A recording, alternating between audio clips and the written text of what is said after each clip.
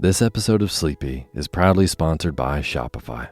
When I first started this show and started podcasting in general, I learned a lot of stuff the hard way. Writing, editing, recording, producing, marketing, social media. It was a lot to start doing this, and while I love knowing how to do all those things now, I definitely would have loved to know about tools that would have made my life simpler, like I do today. Tools that make my business and my life just run smoother. Well, Shopify is definitely one of those tools. It is the business behind the business. It's the commerce platform behind millions of businesses around the world, from household names like Mattel to businesses just getting started. There's hundreds of ready-to-use templates to build a beautiful online store that matches your brand. Shopify has tons of helpful AI tools to help you build out and fill your site in no time. It's also really easy to get the word out with easily made email and social media campaigns. And best yet, Shopify is your commerce expert with world-class expertise in everything from managing inventory to international shipping to processing returns and beyond. So if you're ready to sell, you're ready for Shopify. Turn your big business idea into reality with Shopify on your side. Sign up for your $1 per month trial and start selling today at shopify.com/Otis. Go to shopify.com/OTIS. Shopify.com/Otis. I'll put a link for this in the show notes. Thanks. When it comes to what your family eats and drinks, you know your choices matter. You're the expert because you know what fits your life. And getting it right starts with good information. That's why America's beverage companies are sharing more information about our ingredients at goodtoknowfacts.org. No spin, no judgments, just the facts straight from the experts for more than 140 beverage ingredients. Visit goodtoknowfacts.org. Hey, my name's Otis Gray, and you're listening to Sleepy.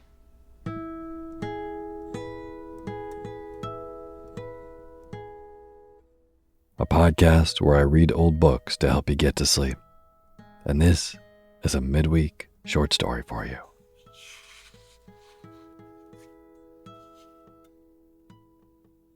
Well, it's still spooky October, and tonight I have a really lovely, powerful short story for you that is not necessarily spooky or ethereal or paranormal, but it's, I guess, a slightly more existential story, but really fantastic nonetheless. And before I get to the bedtime reading, I just want to thank all of our patrons on Patreon, which is a website where you can pledge a couple bucks for an ad-free version of Sleepy. So if you're a patron, thank you so much. I really, really appreciate it. Thank you. And if you have no idea what I'm talking about, Patreon it's just a place that allows you to directly support people who make the stuff they like. So if you like Sleepy and you want to directly be a part of making it, like so many Sleepy listeners are, then you can do that by going to patreon.com/sleepyradio. And you can donate any amount. Most people give $1 a month or $2.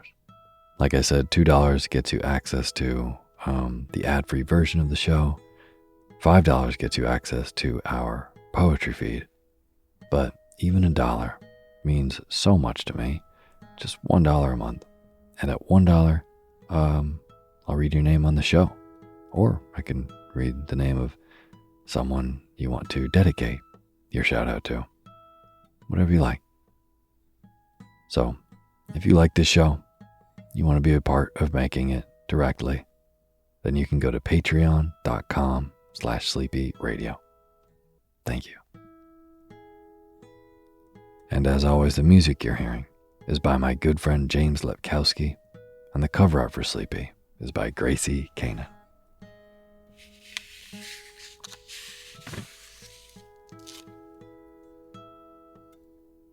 Tonight's, I have a story from a Russian author who you may know, and his name is Anton Checkhov. Really prolific author and playwright, and this is he was actually a physician first. Interestingly enough, I did not know that until tonight. But anyways, his writing is really narratively powerful. You really get lost in these stories. It's quite romantic and a bit stark at the same time. But anyways, this story, I think, kind of fits into our spooky October readings in that it is, it's a little more of a slow burn thriller, kind of, which, for our purposes, which are going to bed, kind of perfect. So, I really hope you enjoy it, and hope you're enjoying this lovely fall weather and the turning of the leaves wherever you are. So tonight, without further ado, this short story, The Bet by Anton Checkhov. And now is the time for you to fluff up your pillow just how you like it. Feel yourself melt into your bed. Get real comfortable. Close your eyes and let me read to you.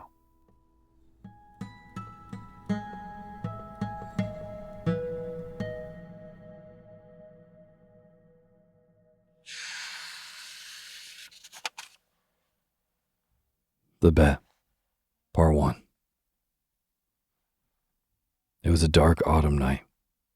The old banker was walking up and down his study and remembering how, 15 years before, he had given a party one autumn evening. There had been many clever men there, and there had been interesting conversations. Among other things, they had talked of capital punishment. The majority of the guests, among whom were many journalists and intellectual men, disapproved of the death penalty. They considered that form of punishment out of date, immoral, and unsuitable for Christian states. In the opinion of some of them, the death penalty ought to be replaced everywhere by imprisonment for life. "I don't agree with you," said their host, the banker. "I have not tried either the death penalty or imprisonment for life, but if one may judge a priori, the death penalty is more moral and more humane than imprisonment for life. Capital punishment kills at once, but a lifelong imprisonment kills him slowly. Which executioner is more humane, he who kills you in a few minutes, or he who drags the life out of you in the course of many years?" "Both are equally immoral," observed one of the guests, "for they both have the same subject, to take away life. The state is not God.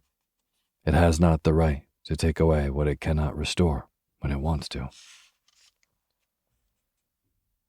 Among the guests was a young lawyer, a young man of 25.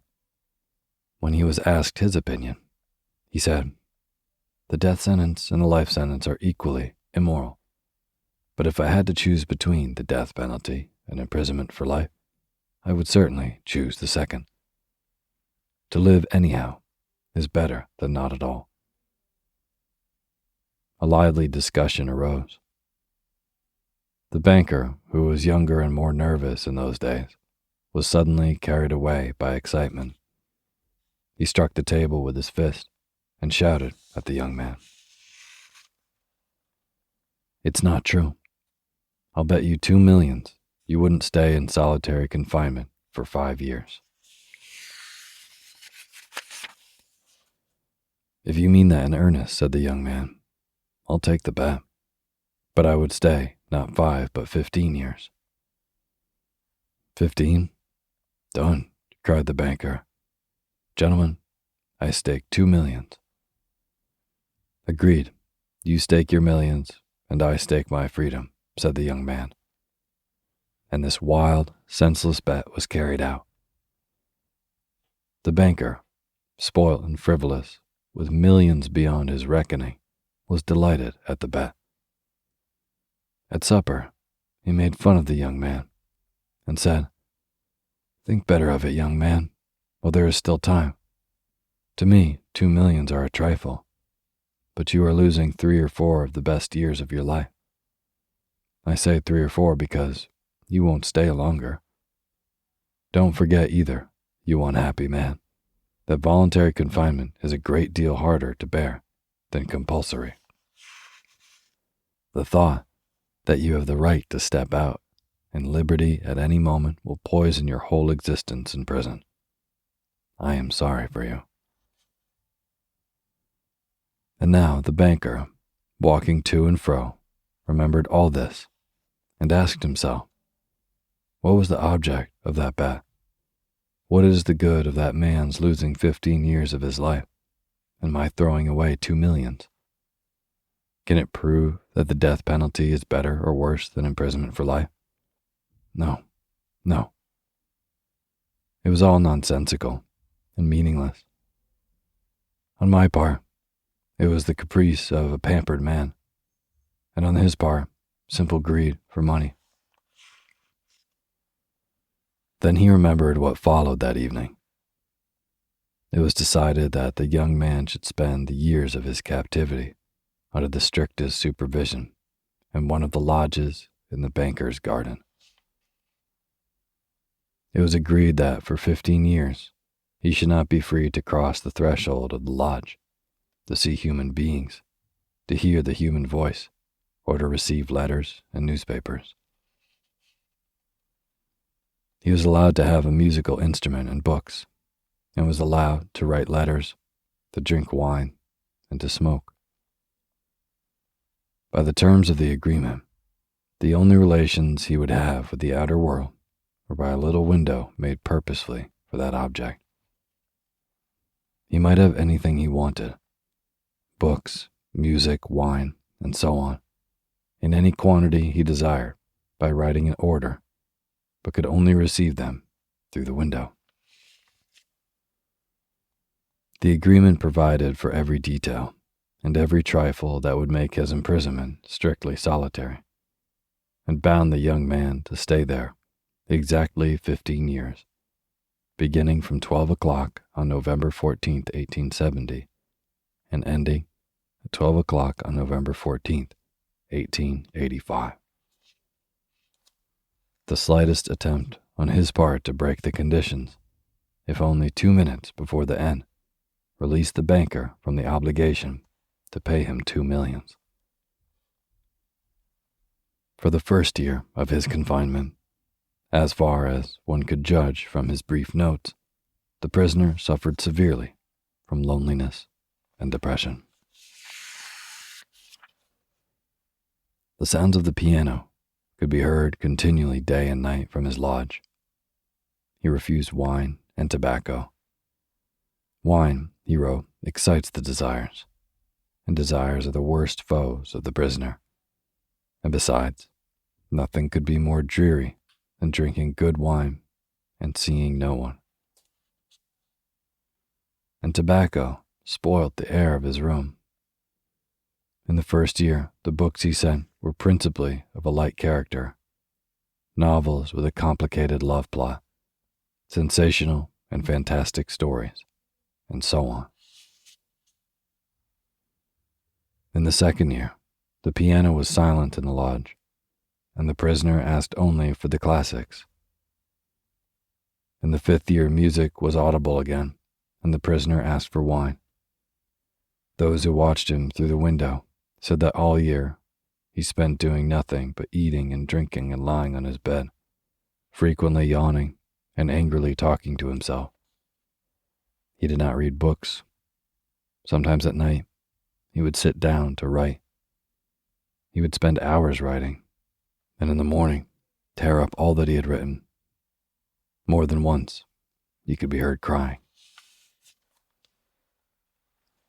In the second half of the sixth year, the prisoner began zealously studying languages, philosophy, and history. He threw himself eagerly into these studies, so much so that the banker had enough to do to get him the books he ordered, In the course of 4 years, some 600 volumes were procured at his request. It was during this period that the banker received the following letter from his prisoner. My dear jailer, I write you these lines in 6 languages. Show them to people who know the languages. Let them read them. If they find not one mistake, I implore you to fire a shot in the garden. That shot will show me that my efforts have not been thrown away. The geniuses of all the ages and all the lands speak different languages, but the same flame burns in them all. Oh, if you only knew what unearthly happiness my soul feels now from being able to understand them. The prisoner's desire was fulfilled. The banker ordered 2 shots to be fired in the garden.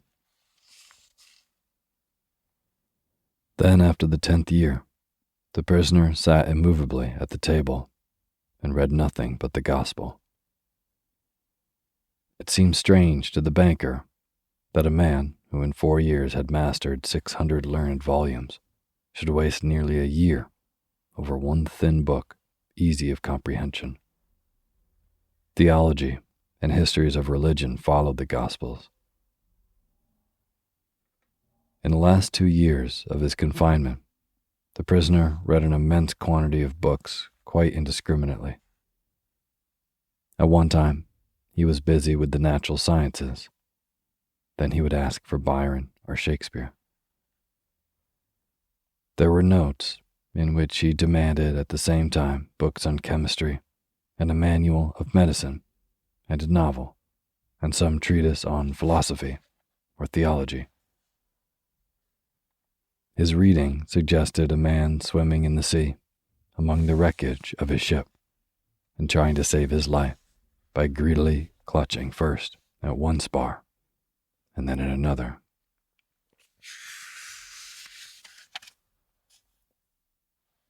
Part 2.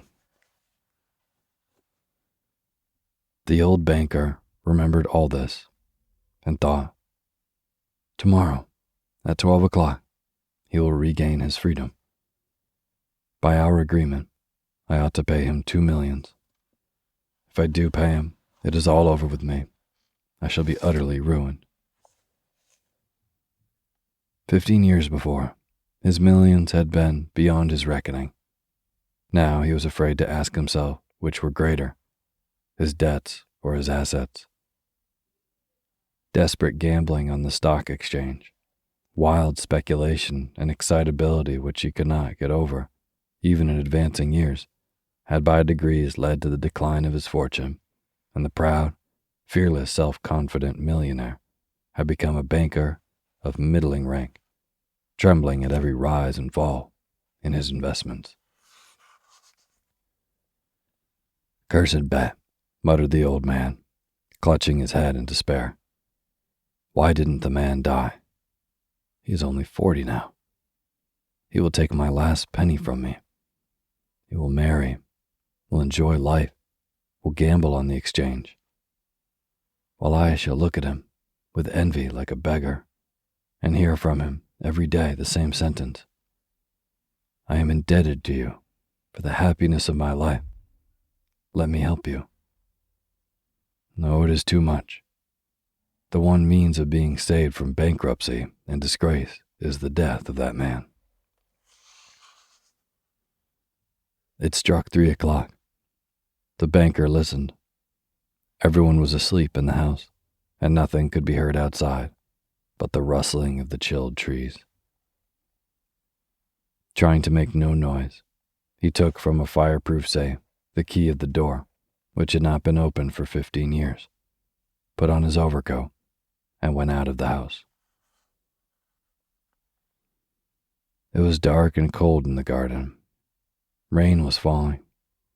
A damp, cutting wind was racing about the garden, howling and giving the trees no rest.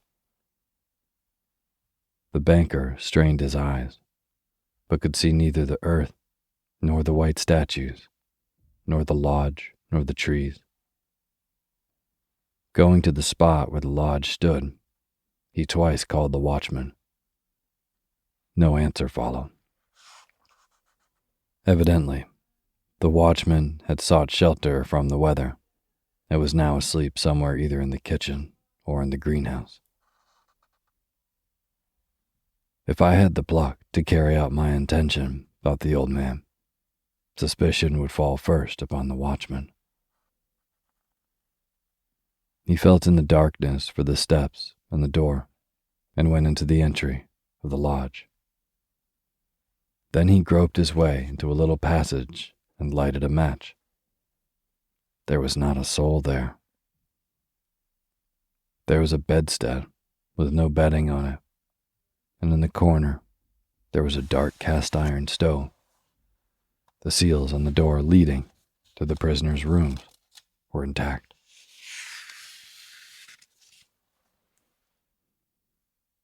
When the match went out, the old man, trembling with emotion, peeped through the little window. A candle was burning dimly in the prisoner's room. He was sitting at the table. Nothing could be seen but his back, the hair on his head, and his hands. Open books were lying on the table, on the 2 easy chairs, and on the carpet near the table. 5 minutes passed and the prisoner did not once stir. 15 years' imprisonment had taught him to sit still. The banker tapped at the window with his finger, and the prisoner made no movement whatever in response. Then the banker cautiously broke the seals off the door and put the key in the keyhole. The rusty lock gave a grating sound, and the door creaked. The banker expected to hear at once footsteps and a cry of astonishment, but 3 minutes passed, and it was as quiet as ever in the room. He made up his mind to go in. At the table, a man unlike ordinary people was sitting, motionless. He was a skeleton, with the skin drawn tight over his bones, with long curls like a woman's and a shaggy beard. His face was yellow, with an earthly tint in it. His cheeks were hollow, his back long and narrow, and the hand on which his shaggy head was propped was so thin and delicate that it was dreadful to look at. His hair was already streaked with silver, and seeing his emaciated, aged-looking face, no one would have believed that he was only 40. He was asleep. In front of his bowed head, there lay on the table a sheet of paper on which there was something written in fine handwriting. Poor creature, thought the banker. He is asleep, and most likely dreaming of his millions. And I have only to take this half-dead man, throw him on the bed, stifle him a little with the pillow, and the most conscientious expert would find no sign of a violent death. But let us first read what he has written here. The banker took the page from the table and read as follows. Tomorrow, at 12 o'clock, I regain my freedom and the right to associate with other men. But before I leave this room and see the sunshine, I think it necessary to say a few words to you. With a clear conscience, I tell you, as before God, who beholds me, that I despise freedom and life and health, and all that in your books is called the good things of the world. For 15 years, I have been intently studying earthly life.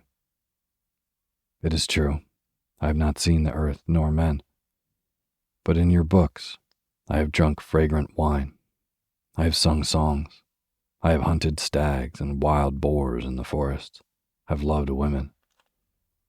Beauties as ethereal as clouds, created by the magic of your poets, and geniuses have visited me at night and have whispered in my ears wonderful tales that have set my brain in a whirl. In your books, I have climbed to the peaks of Elburz and Mont Blanc And from there, I've seen the sun rise, and I've watched it at evening flood the sky, the ocean, and the mountain tops with gold and crimson. I've watched from there the lightning flashing over my head and cleaving the storm clouds. I've seen green forests, fields, rivers, lakes, towns. I have heard the singing of the sirens and the strains of the shepherd's pipes. I've touched the wings of comely devils who flew down to converse with me of God. In your books, I have flung myself into the bottomless pit, performed miracles, slain, burned towns, preached new religions, conquered whole kingdoms. Your books have given me wisdom. All that the unresting thought of man has created in the ages is compressed into a small compass in my brain. I know that I am wiser than all of you. And I despise your books. I despise wisdom and the blessings of this world. It is all worthless, fleeting, illusory, and deceptive, like a mirage. You may be proud, wise, and fine, but death will wipe you off the face of the earth, as though you were no more than mice burrowing under the floor, and your posterity, your history, your immoral geniuses will burn or freeze together with the earthly globe. You have lost your reason and taken the wrong path. You have taken lies for truth and hideousness for beauty. You would marvel if, owing to strange events of some sorts, frogs and lizards suddenly grew on apple and orange trees instead of fruit, or if roses began to smell like a sweating horse. So I marvel at you, who exchange heaven for earth. I don't want to understand you. To prove to you in action how I despise all that you live by, I renounce the 2 millions of which I once dreamed as of paradise, and which now I despise. To deprive myself of the right to the money, I shall go out from here 5 hours before the time fixed, and so break the compact. When the banker had read this, he laid the page on the table, kissed the strange man on the head, and went out of the lodge, weeping. At no other time, even when he had lost heavily on the stock exchange, had he felt so great a contempt for himself. When he got home, he lay on his bed, but his tears and emotion kept him for hours from sleeping. Next morning, the watchmen ran in with pale faces and told him they had seen the man who lived in the lodge climb out of the window into the garden, go to the gate, and disappear. The banker went at once with the servants to the lodge and made sure of the flight of his prisoner. To avoid arousing unnecessary talk, he took from the table the writing in which the millions were renounced, and when he got home, locked it up in a fireproof safe.